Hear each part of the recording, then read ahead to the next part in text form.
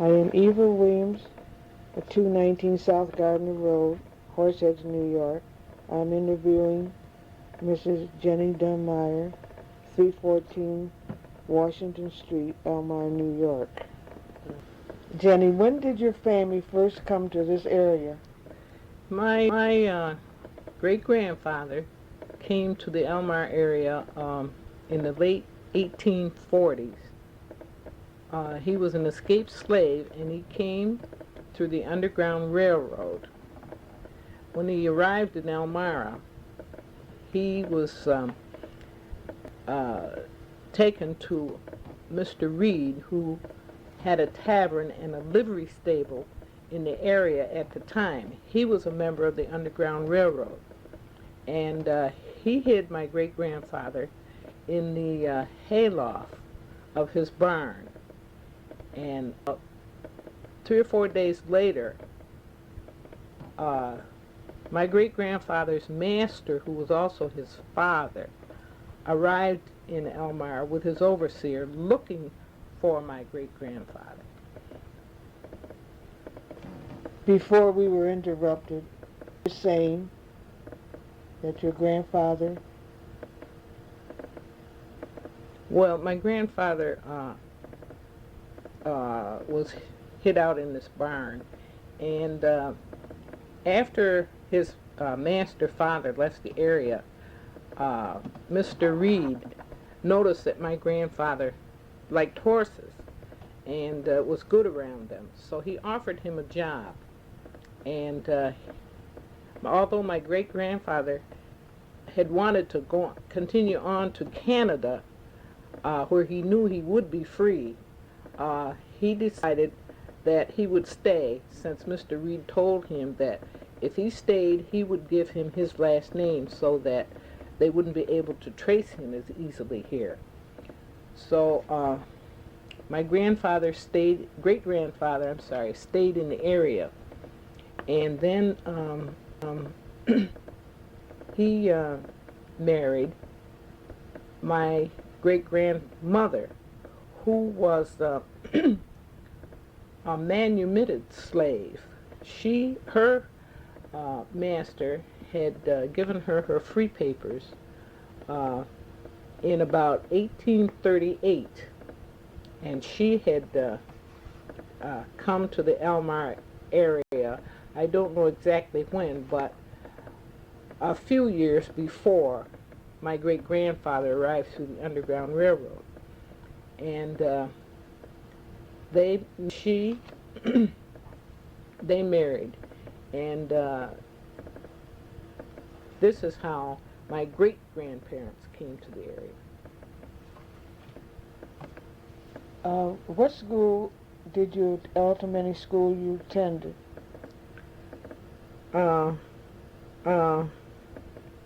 I went to the old number 8 school on the corner of Madison Avenue and East 2nd Street.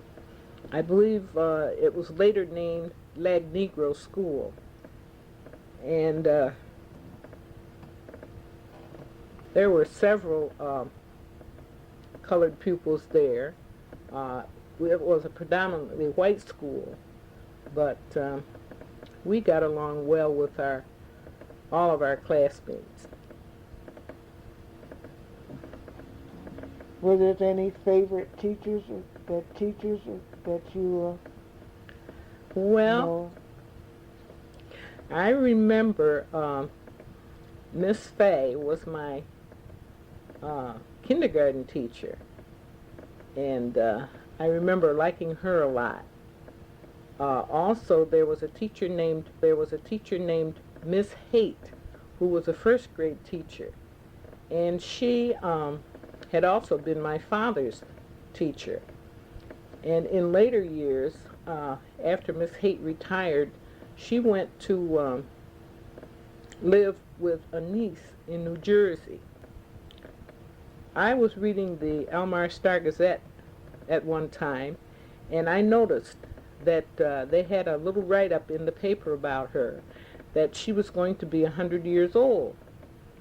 and her address was there, and they were suggesting that some of her old students might want to congratulate her on her 100th birthday. So I took the opportunity and I sent her a both birthday card with a little note. And I was pleased to hear from her. And in her letter, she stated that she remembered who I was. Who were your friends at the school and your activities? Well, I had lots of friends because we all got along so well together. I think all of us had lots of friends there. I had one special friend who happened to be an Italian girl, and she lived in the area that I lived in. In fact, the area was quite integrated. There were Polish people, Italian people, some Russian people, and of course the Negro people. And we all got along very well. And we enjoyed playing baseball together, and the girls played hopscotch and jacks, and we all went to the old neighborhood house, and we were in mixed classes at the neighborhood house. There was no discrimination showed there. What was your first job? I was quite young. I remember my first job was a babysitting job along around high school days. But my first, I'll say, real job was as elevator operator, and I operated the elevators at Rosenbaum's and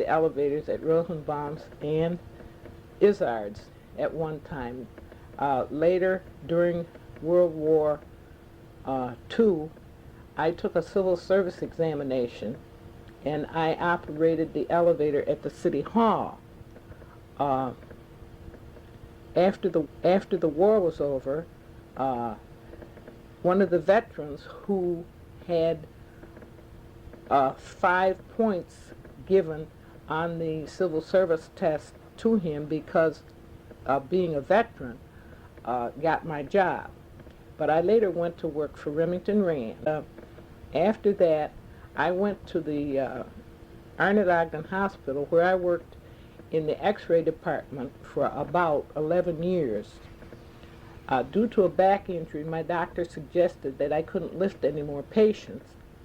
So I stayed around home for a while, but the walls started closing in on me. So finally, he suggested that maybe I might be able to find a job that wasn't too strenuous. He would let me go to work. So I applied at the Visiting Nurses Association, and at that time they had what was called nurses' aides, and we went out and took care of the sick people in their homes, and I worked for them for 8 years. What community activities are you in? Well, my community activities at the present are kind of limited because due to having had a stroke about 5 years ago, and of course my age, I'm getting along up there now, but I still am a member of Frederick Douglass Memorial AME Zion Church. I was christened in that church in 1920, and I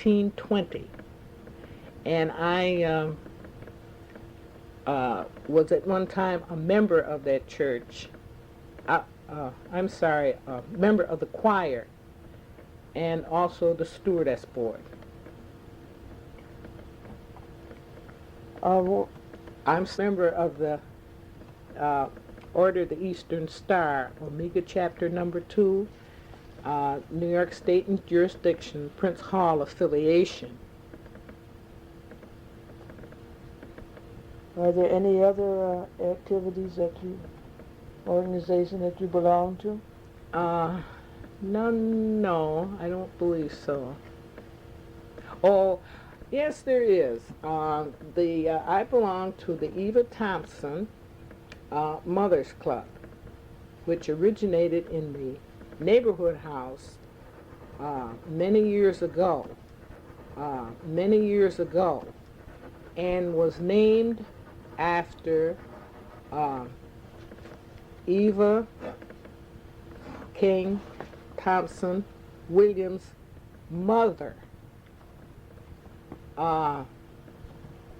After the neighborhood house closed, the ladies still uh, stayed together, and we had the meeting at the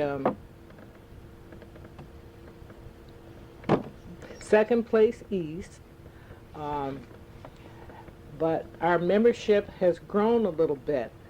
So the Monumental Baptist Church, where we are at present. I also was a member of the Nanny Burroughs Club many years ago.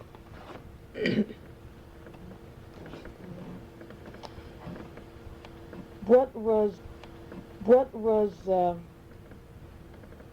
the trolley line? How did the trolley line affect your living?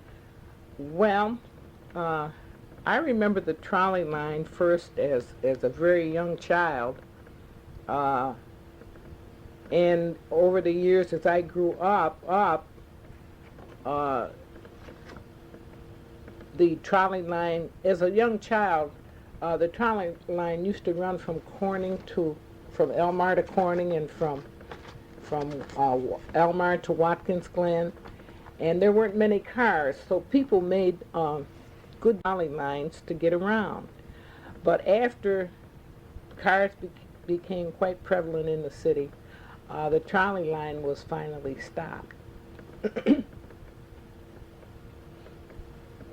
Were you involved in the civil rights movement? No, not directly. I was a member of the NAACP during that time, but due to my job, I wasn't able to go on the freedom marches or attend a lot of the assemblies that took place, but my heart was always with them.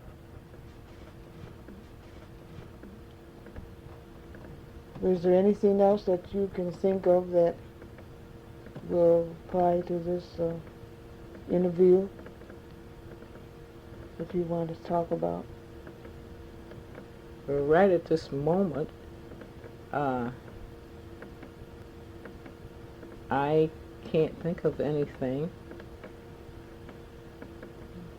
Well, I want to thank you, Mrs. Jennie Dunmyer of 314 Washington Street, Elmira, New York. And this interview is for the Chemung County History located on Water Street. And the date is October the 13th, 1989. I want to thank you again.